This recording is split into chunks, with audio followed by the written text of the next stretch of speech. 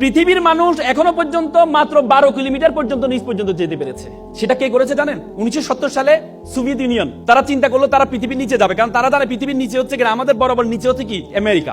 আমরা যদি এখানে 6টা বাজে, আমেরিকাতে 6টা বাজে, রাত 6টা বাজে, দিন 6টা হলে রাত 6টা। সে চিন্তা করলো নিচ দিয়ে যাবে। তখন তাদের গবেষণা পথে তারা নিচে যাওয়া শুরু করেছে সাইবেরিয়া অঞ্চলে। নিচে গিয়ে তারা 12 কিলোমিটার পর্যন্ত গিয়ে দেখে সেখানে যেই গরম সেটা প্রায় 2000 সেলসিয়াস গরম। লোহা গলে যাচ্ছে সেখানে, কারণ 1500তে গেলে লোহা গলে যায়।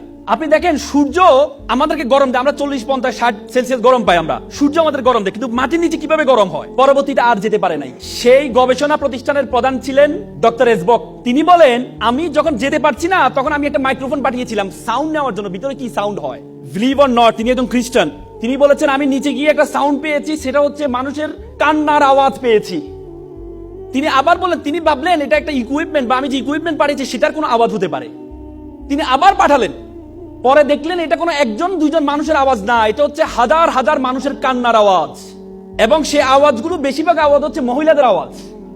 তখন তিনি স্টপ করে দিলেন। তিনি বললেন, I am a communist, I don't believe heaven and Bible, but I believe in hell. আমি জাহান্নামকে বিশ্বাস করি। আল্লাহ রাসূল বলেছেন বেশিরভাগ মহিলা জাহান্নামী হবে, বলেছি কিনা? এবং আমরা জান্নাতের ইল্লিন আর সিজ্জিন, ইল্লিন হচ্ছে যেখানে আমরা মৃত্যুবরণ করার পরে আমাদের বডিটাকে, আমাদের রূহটাকে ইল্লিনে নেওয়া হয়। ইল্লিন বলতে হচ্ছে আল্লাহ তাআলার যে আরশের নিচে রাখা হয় সিদরাতুল মুনতাহার পরে। আর সিজ্জিন বলা হয়, সিজ্জিন হচ্ছে জাহান্নামের টুকরা, যেটা হচ্ছে জাহান্নামের সর্বশেষ জায়গাটা সিজ্জিন। আব্দুল্লাহ ইবনে আব্বাস আল্লাহ রাসূলের চাচাতো ভাই ছিলেন। আল্লাহ রাসূলের চাচাতো ভাই আব্দুল্লাহ ইবনে আব্বাস বলেছেন সিজ্জিন হচ্ছে পৃথিবীর সর্বশেষে অবস্থিত, মানে পৃথিবীর নিচে অবস্থিত সিজ্জিন। তার মানে জাহান্নাম হচ্ছে পৃথিবীর নিচে অবস্থিত।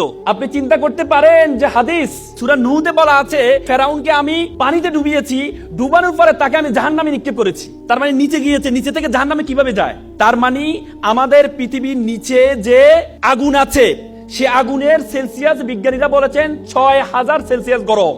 তার মানে ডক্টর এসবক যে সাউন্ডটা পেয়েছেন সেই সাউন্ডটা কিসের সাউন্ড? জাহান্নামের সাউন্ড।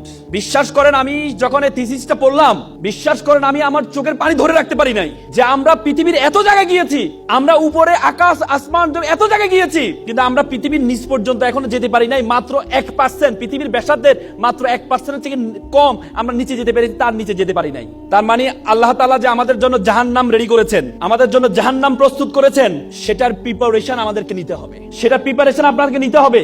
এজন্য আপনাদেরকে এখানে বলেছেন আল্লাহ তাআলা আল্লাহ রাসূলকে প্রথম যে উপদেশটা দিয়েছেন সেটা হচ্ছে ইকরা, পড়ো। আপনি যদি জানেন, আপনি যদি পড়েন, আপনি যত বেশি জ্ঞান অর্জন করতে যাবেন, যত বেশি পড়তে যাবেন, আল্লাহর সৃষ্টি সবকিছু সম্বন্ধে আপনার সবচেয়ে বেশি ধারণা তৈরি হবে।